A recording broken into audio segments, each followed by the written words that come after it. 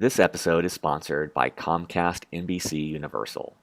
At Comcast NBCUniversal, our standard commitment to veterans, military spouses, and National Guard and Reserve members begins with our workforce, to which we added more than 10,000 military community members between 2015 and 2017.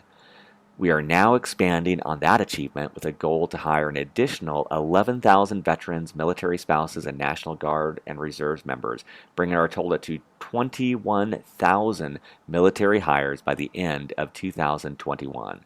We want you to join our family. Visit comcastcareers.com/military and follow us on Twitter at Comcast Military to learn more. Welcome back to Beyond the Uniform. I'm Justin Asiri, and each week I meet with military veterans to learn about their civilian career, what they do, how they got there, and advice to other veterans seeking to do the same. Today's episode number 231 with Army Brigadier General Carol Eggert. We're so used to in the military, we're given assignments. You serve in one assignment and then you're given your next assignment. So seldom did you ever have to think about what am I going to do next. I think we're unprepared for this, and you've got to act a little bit differently than you would have in the military. Well, we cover a lot of ground in today's interview. We talk about networking and social media. We talk about interviewing and having a story ready to tell, as well as knowing what interests you. We talk about the functional expertise that occurs in the civilian world that does not occur in the military. We also talk about Comcast NBCUniversal's commitment to hiring over 21,000 members of the military community by the end of 2021. We talk about all the ways in which Comcast NBCUniversal is a great place for the military community, including spouses. I wanted to have enough room on this call to just dive into my conversation with Carol, so I did not have a chance to read her bio at the start of our call. So I wanted to give you just a abbreviated background, and usually I try to keep the bios short. There's just no way to do that for Carol. So for listeners, while this is longer than my typical intro, believe me, this is still just the highlights of Carol's very impressive background. So U.S. Army Brigadier General retired Carol Eggert is the Senior Vice President of Military and Veteran Affairs at Comcast NBCUniversal. In this role, she provides strategic leadership to the company's military engagement in hiring, corporate social responsibility efforts, and business development. Carol's military career included numerous overseas deployments, most notably a 15-month combat tour in support of Operation Iraqi Freedom as Chief of the Women's Initiatives Division and Senior Liaison to the U.S. Embassy, Baghdad. She is a recipient of numerous awards and commendations in recognition of her contributions to the military, including the Legion of Merit, Bronze Star, and Purple Heart. Carol holds 2 master's degrees in instructional design and strategic international studies and a doctoral degree in organizational leadership. She serves on the Corporate Advisory Board for West Chester University and the Boards of Directors for Valley Forge Military Academy, the Philly Pops, and Psych Armor. Her leadership in the private sector has been recognized by Hill Vets, who placed her on their 2016 list of the 100 most influential veterans in America, by We Are Mighty, a military-focused media brand, who in 2018 recognized Carol as one of its Mighty 25, an annual listing recognizing individuals who are making a difference for military service members, veterans, and their families, and by Women Veterans Rock, a nonprofit focused on women veterans that named Carol their 2018 Leaders and Legends Honoree of the Year. So we will dive into my conversation with Carol, but remember to check out the show notes for this episode. There are tons of resources there for you to check out. With that, let's dive in to my conversation with Carol. Well, joining me today in Philadelphia, Pennsylvania is Carol Eggert. Carol, welcome to Beyond the Uniform. Thank you so much for having me. I just love what you're doing to help our military community, and I'm pleased to be a part of it. Oh, it's an honor to be speaking with you. And I've already given listeners a abbreviated bio for you, but I'm curious to learn, you had so many different experiences, and it seems like you experienced 3 different facets of the Army. What would you say in your career was one of the highlights of your military career? I think it's more a theme that ran throughout the entire career and became more evident as I continued to serve. But I would say it's the ability to serve and make an impact on people and situations and issues. Mm-hmm. And you find that in just about every assignment in the military. Now, of course, there certainly is a big transition between my enlisted time of almost 11 years and my commission time. But still, that theme runs true. Hmm. And could you talk about your transition from the military to a civilian career and what that was like? I think what you would find with a lot of folks who served in the military, many of them have served in different capacities. So, as I said, I was enlisted full-time straight out of high school. So a totally different experience than maybe what I would have seen otherwise. And when I transitioned from my enlisted time, I got out of the military and went to college on the GI Bill. But I then went back in as an enlisted person, and I think it was there that I realized that serving was something important to me, so I continued to serve. But some of that time I spent in the National Guard. And as I'm sure you know, time in the National Guard means you're wearing two hats. So during that time, I was a civilian as well as serving in the military. In my civilian job, I had my master's degree in instructional design, and I worked with companies to help them build training programs to support new technologies. At the same time, I'm then serving in the National Guard. So I had a foot in both worlds for much of my service, with extended periods of active duty. Certainly my final years were all active duty after 9/11. Hmm. And what advice do you have for listeners who are maybe potentially still on active duty about how to utilize readily available corporate resources for starting their job search? Well, I think one thing we have to do is think about who these veterans are that are transitioning out, or what period in their careers they are serving, and I think then it makes a big difference. So, for instance, if you're a young person finishing your first tour of duty, first enlistment, I would say certainly different than someone who has spent 12 years in the military, or a senior officer who is leaving after 25 or 30 years. Each one of those has a different story, but once again, a single theme that would run throughout all of those situations would be prepared and do your research, which I think is important in the military, and we do it somewhat naturally before we go on any mission. But then somehow we seem to lose that when it comes time to get out. And so you need to do your research, be aware of the resources that are available, know yourself and think about yourself, and what it is, why are you leaving the service, what is it you want to do, and I'm sure it's much more than just simply make money. So, and I kind of hate to use the term know your passion, but we're so used to in the military, we're given assignments. You serve in one assignment, and then you're given your next assignment. So seldom did you ever have to think about, what am I going to do next? So this comes, I think we're unprepared for this, and you've got to act a little bit differently than you would have in the military. So doing your research, being aware of the resources that are out there, of which I can say there are many, yours being one of them. The printed resources that are available. So take some time to explore those. And also, we take some hits for the TAP program, Transition Assistance Program, but the DoD has made great strides in helping our military members transition. So take those opportunities seriously when you take them. I think one of the challenges of transition programs when you're still in is that it's towards the end of your career, you're thinking about getting out, you're thinking about, wrapping up your last tour of duty, and you don't necessarily attend these classes or participate in transition programs in a thoughtful manner. So I would suggest that everybody take our transition program seriously. And then, of course, networking, and I can speak to that in a little bit. But in general, know where do you fit? Are you a senior officer getting out? Are you someone that's mid-career? Are you brand new and have never even had a second job outside of the military? So I think that's important to understand the perspective you're coming at.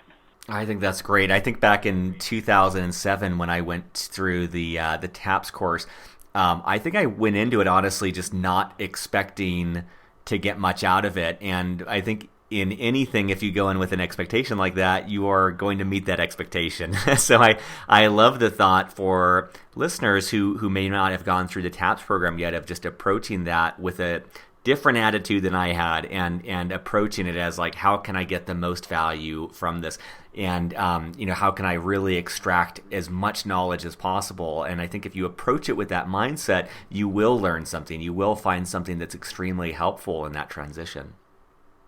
And I think it's also a catalyst to get you thinking that way. TAPS is now mandated. I don't know if it was when you transitioned out, but you now have to attend the TAPS courses, which could be a good thing or a bad thing. You know how it is in the military. As soon as they tell you have to do it, they just lost half the people.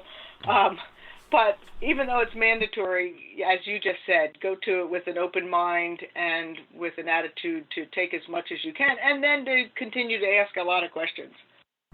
Awesome. And I also wanted to ask about something that you started to talk about, which is networking. And I know that so many guests on the show have talked about the importance of networking. What advice do you have for listeners about how to find the right people to connect with and how to do that in a way that will be authentic for them? Well, I'm sure you've spoken about LinkedIn and the amazing benefit that LinkedIn is providing to service members, where you can get a no-cost LinkedIn membership, premium membership for a year.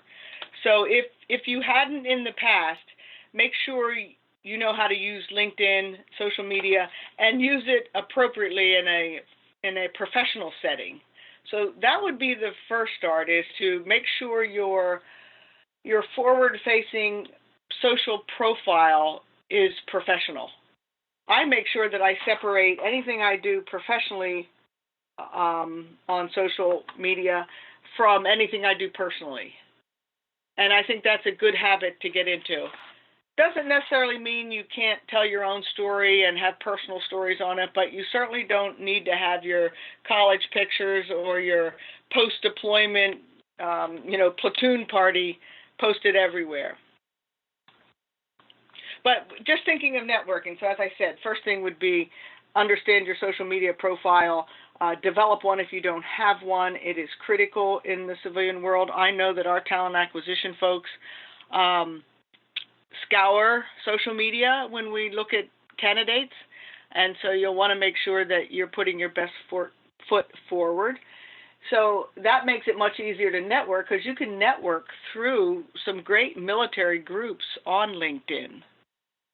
Now, another thing I'll tie in with networking and social media is this call for continued service. It provides a lot of opportunities for networking. So I don't know if you're aware that, I think it was 2015, the Joint Chiefs put out a letter called Call for Continued Service, and it was a call for veterans to use all of their intrinsic leadership skills to make a difference in their communities. And interestingly, it was actually based on a World War II letter to discharge troops, telling them, start using your leadership skills as soon as you take the uniform off. And there's many organizations that do just that support their communities. And belonging to these groups or participating with these groups is a great way to network without even knowing you're networking. So I think of like the Mission Continues. That's an organization that promotes community support.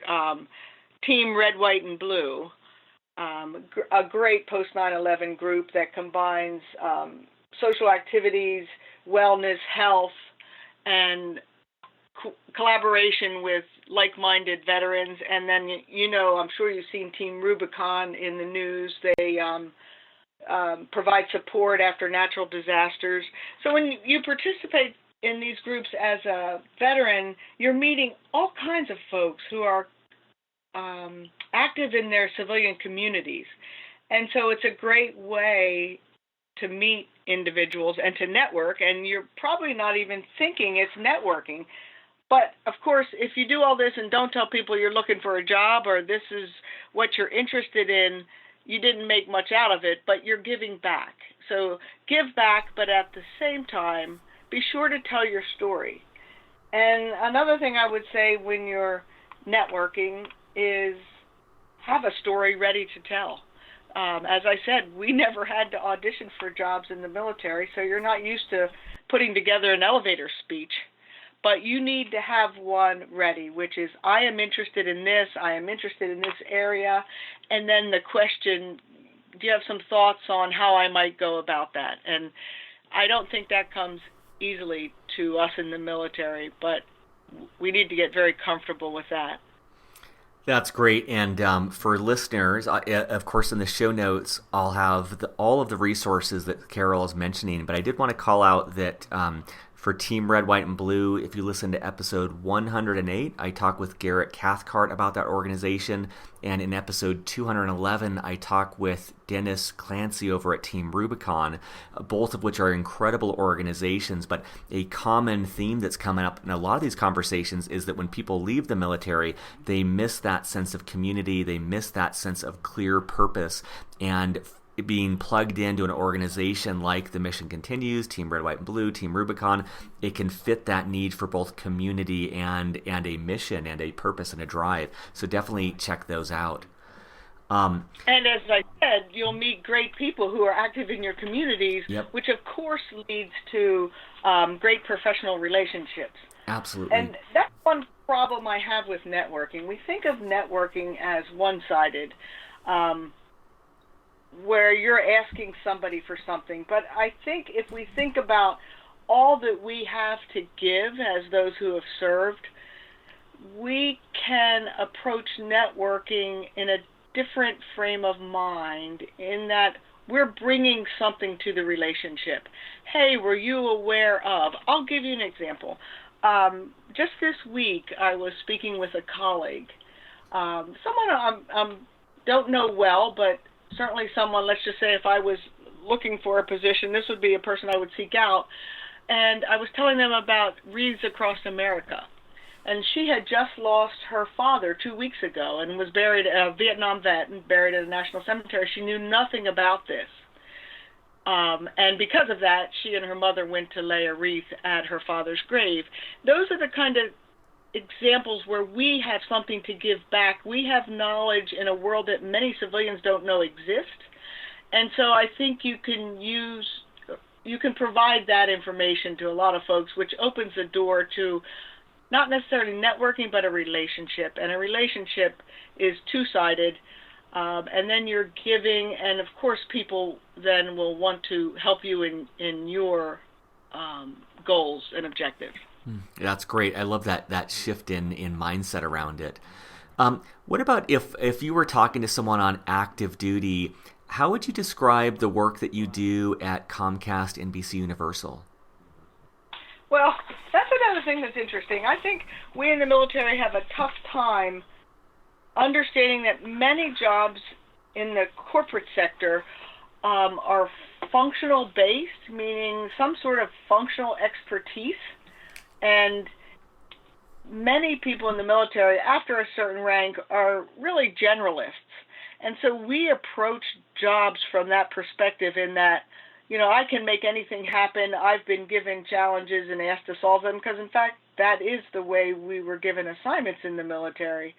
And so I think you need to be aware of how important functional expertise is in the corporate world, and that its leadership is thought to be intrinsic with that functional expertise. So you need to take your experience and define it with a functional lens. And then the leadership that embraces everything you do is supportive of that, not the main emphasis. And that's one of the challenges I think senior leaders have when they transition. because by the time you're a lieutenant colonel and a colonel, you pretty much are, in fact, generalists. And certainly by the time you're a general officer, you're a generalist, and you're expected to be able to run organizations, run groups, run missions. And so it's a tough time switching to, or even understanding what functional skills are related to that. And I think that's really critical in the civilian world. You can't just say, well, I'm a great leader, I can make stuff happen, and expect to get hired. You need to understand that in the corporate world, you either make things, sell things, or account for things, and so make sure you're able to articulate your functional expertise. That's great. And how would you describe, so as Senior Vice President of Military and Veterans Affairs, what sort of things do you do on a day-to-day basis? And I think thanks for asking that question, because I think that's important. Now, my job is, in fact, tied very much to what a generalist might do, which is come in, put a strategy together, put a budget to support that strategy, analyze what the strategy should be that supports the business needs of the organization, and then implement that strategy, adjust it along the way. So I was brought into Comcast for a new position that the leaders envisioned, which was, as I just said, to set a strategy to engage the military community. And I asked when I was being interviewed, I said, why do you want to do this? Why do you want to hire 10,000 veterans from the military community? In fact, at that time, when we talk about language, we didn't say military community, we just said veterans. And I would say, well, why do you want to hire veterans? And it was because, and they gave me the right answer, which is because we know that that's a talent pool that we do not engage and don't necessarily know how to engage, but we recognize that they have the skills we need to build our business and to contribute what we're doing here at Comcast NBCUniversal. Now, had they said to me, oh, well, I want you to do it because, we need to help our veterans. They need a leg up and they need our assistance. But they didn't say that. They said it for the right reason. So if you think about what I have to do, it's coming into an organization that has never had a formal military focus, always had it embedded in their values. We were started by a World War II veteran, Ralph Roberts, and our former president of cable was a Navy SEAL. So it was always part of our DNA, but not in a formal programmatic way. So that was my job, to come into an organization and a culture and build an acuity for what our military community brings to the table. And that is everything that you would imagine, like running a battalion or running a brigade. It's analyzing the situation, understanding the culture, coming up with a strategy that supports the main mission, and then everything it takes to implement a strategy. So I would say for me, I was lucky. It was similar to the things I had done in the military. However, I had civilian experience that taught me how to work with functional experts. I also am certified as a project manager, and as part of that, when I worked with companies bringing in project management skills, I had to have the skill to work with functional experts and to know who they were and who could support what you're trying to do. So I think that's something we as veterans can all remember and remind ourselves of, is that we have to be able to work with functional experts. In the military, I wouldn't say we're siloed, but we're not exactly cross-matrixed. But many organizations in the corporate sector are, in fact, a matrixed organization, and teams are put together to solve business problems. So you have to understand your sphere of influence and your sphere of expertise, and know when to reach outside of that to work with other functional experts. That's great. And I had seen that in back in 2015, Comcast NBCUniversal committed to hiring 10,000 veterans in 2 years, which is really incredible. Could you share anything more about Comcast NBCUniversal's commitment to hiring veterans? Well, First of all, we made that commitment right after actually, we made it before I was hired, and I did ask, was there any analysis before we claimed that we'd hire 10,000 in a couple of years? I was a little concerned about that one. But once I learned how many we hire, and I knew that I had commitment from the most senior leadership. I report to the president and CEO of Comcast Cable, as well as to NBCUniversal, and they bring the leadership support to this initiative. So we made that goal to hire 10,000 veterans. And as I said, I talk about lexicon. When I joined, it was, we're going to hire 10,000 veterans. And I said, well, when you say that, you're leaving out a large part of the population, which are your Guard and reservists, who may not think of themselves as veterans, but are very important when it comes to some of the challenge they face in the job market. And then military spouses. So we broadened our commitment to military community, which are veterans, National Guard and Reserve members, and military spouses. And we, in fact, did exceed that goal. And much of it was done through education. The first thing we did was set up an internal resource portal to help people understand the military. Something as simple as understanding ranks, so that when someone applies for a position, if they're a lieutenant colonel and they're applying for a senior manager position, more than likely they've had experience that supports that level of position. Whereas an enlisted person getting off, or even a junior officer after their first tour of duty, is early in their career. So understanding ranks, understanding salaries in the military, understanding the culture and why some military folks only speak in terms of the team did this and the team did that. It's very much against our nature to talk about ourselves, and that our talent acquisition experts need to do a bit of probing questions to get military folks to bring out their expertise. So we made that, actually we exceeded that goal by the end of 2017, and we now made our new goal, which is 21,000 by the end of 2021. Wow. And really, I know, it's pretty exciting too, and it's really just continuing to educate.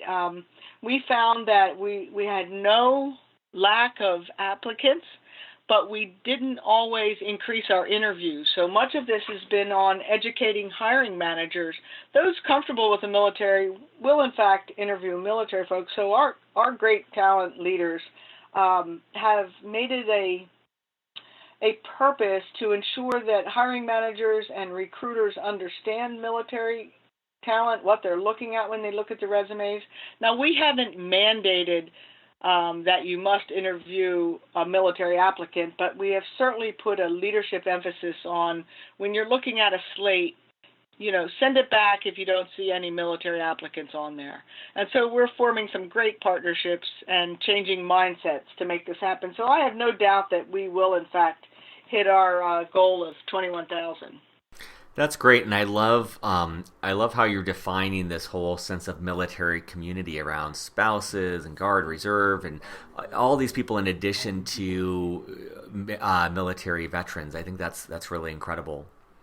Well, one thing I find kind of sad, and one reason I did this is so often, the VA has defined veteran in many different ways, and that has to do with veteran benefits, so it makes sense. But for our community, those multiple definitions of veteran, whether you are a combat veteran, a peacetime veteran, a veteran with only one tour of duty, out here in the corporate world, you are a veteran. And so that's why I thought it was important to define that out a little bit. There are those who have served in peacetime that have said to me, well, I'm not a veteran, I only served in peacetime. Well, in my opinion, if you raised your hand, you were willing to do anything you were asked, and you are valued as much as anyone who served during combat. In fact,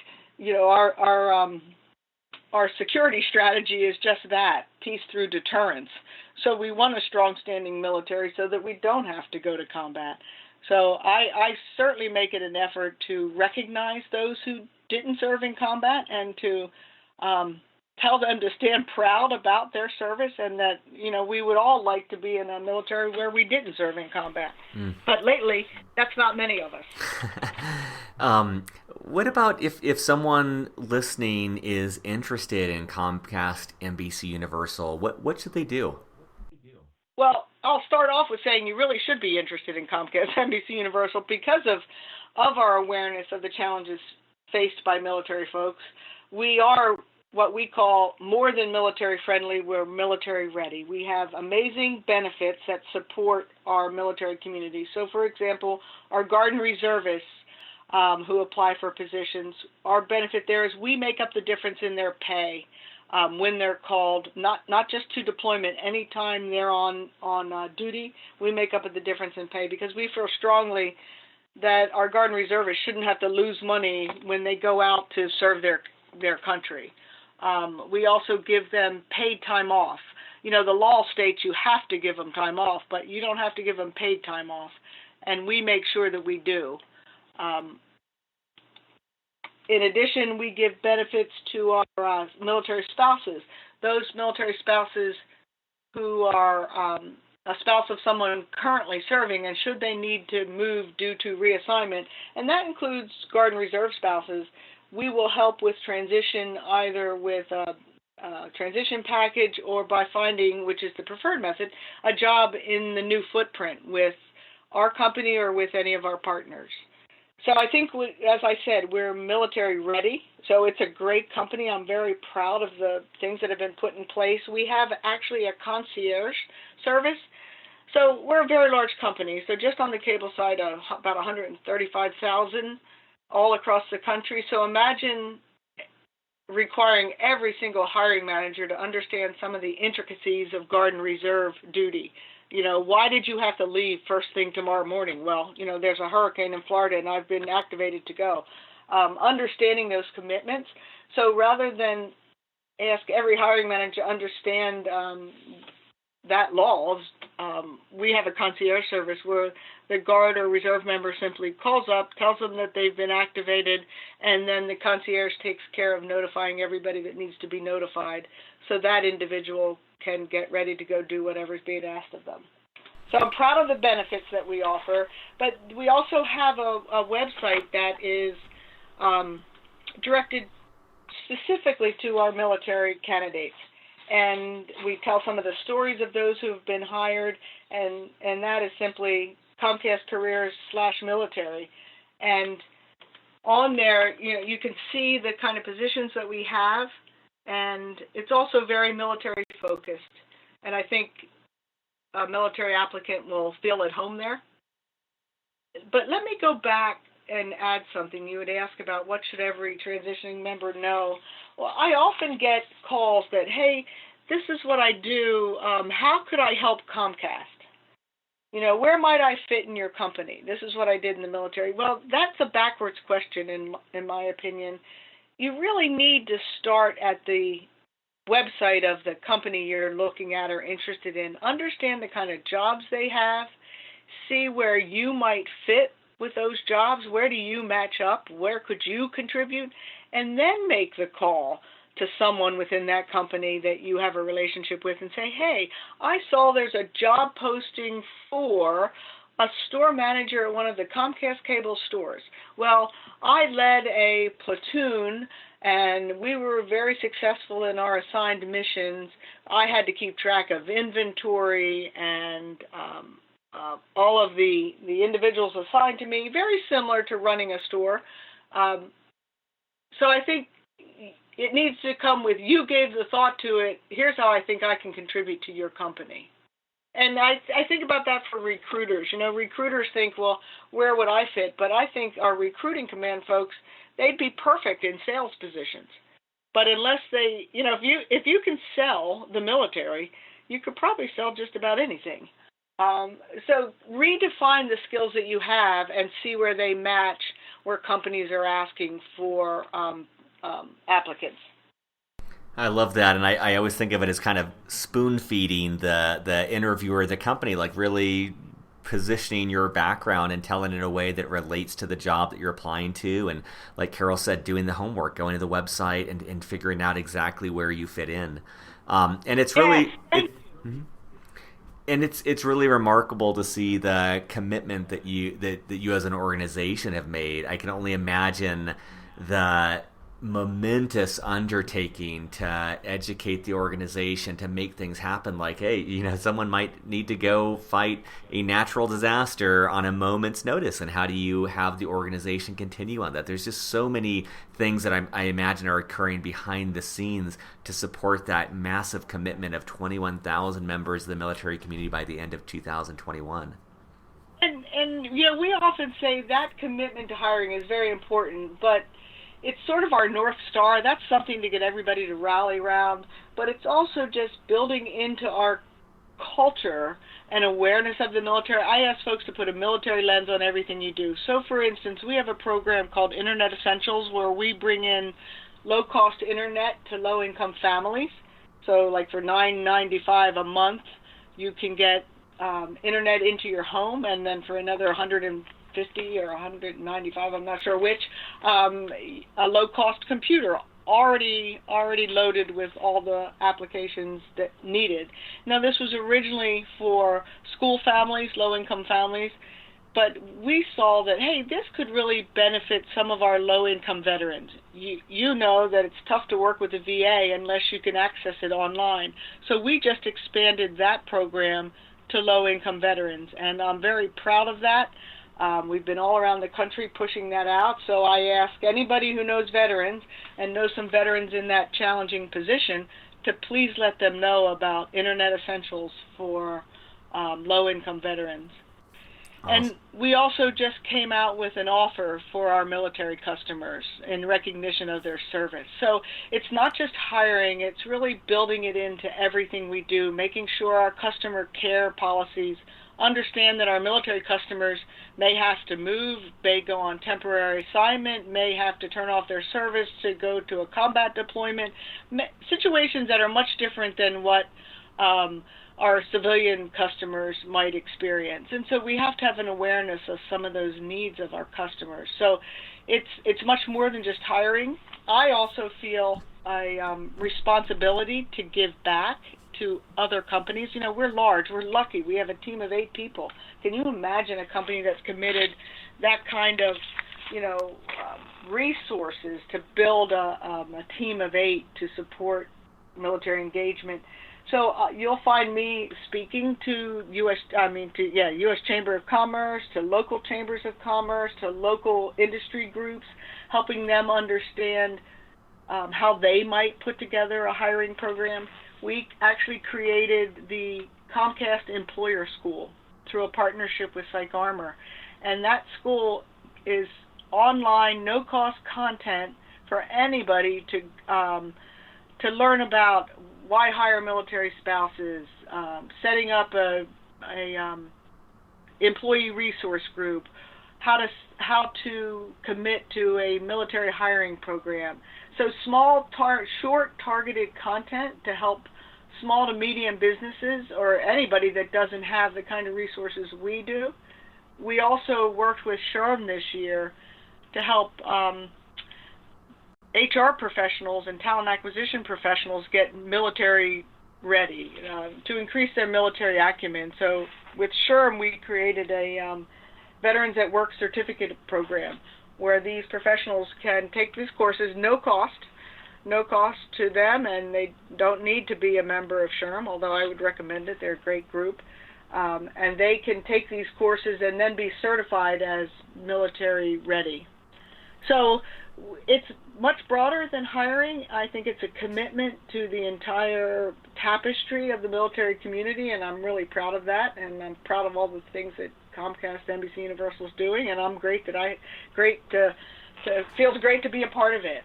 This is awesome. And for listeners, just a reminder, in the show notes for this episode, we'll have a list of all the different resources that we're talking about here. So it'll be a great place for you to come and check out to learn more.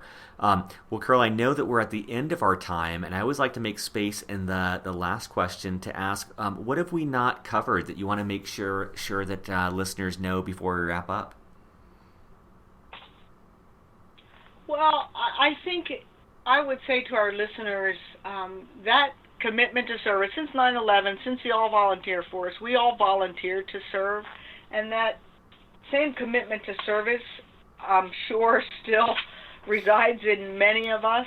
And I think that could be a great starting point to look for opportunities. Understand that you want to give back and figure out how you might be able to do that. And in the civilian world, you can still have a meaningful position and also find a purpose and a way to continue to give back to your communities as well as your own professional and personal growth. This is awesome. Well, Carol, thank you so much for taking the time to speak with me, and thank you for the work that you're doing to support our military community. Surface.